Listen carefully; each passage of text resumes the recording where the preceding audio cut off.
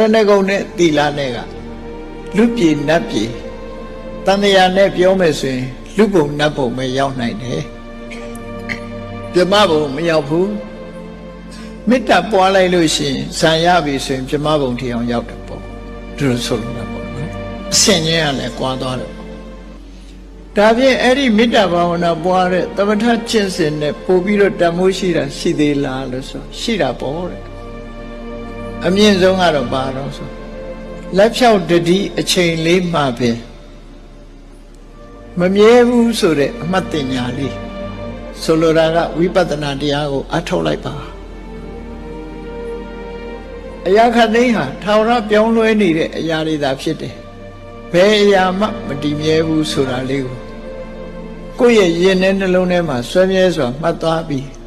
အသိဉာဏ်နဲ့စဉ်းရင်စဉ်းစားပါဝိပဿနာတရားအထောက်ပါလို့ဆို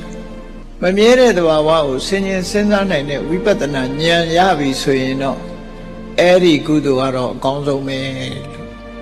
ဘာကြောင့်ကောင်းလို့ဘုန်းကြီးတို့လိုက်တွေးလိုက်တဲ့အခါနိဗ္ဗာန်နဲ့အနည်းဆုံးရောက်သွားလို့ကောင်းတယ်လို့ပြောတယ်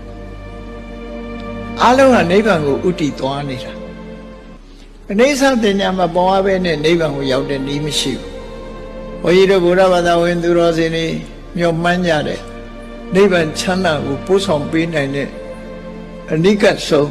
စောင်းနှံလေကားကြီးဟာဝိပဿနာတရားပဲဖြစ်တယ်။မြဲတယ်ဆိုတဲ့အရာတစ်ခုမှရှာမတွေ့ဘူး။အားလုံးဟာထာဝရပြောင်းလဲနေတဲ့မမြဲတဲ့အရာပဲလို့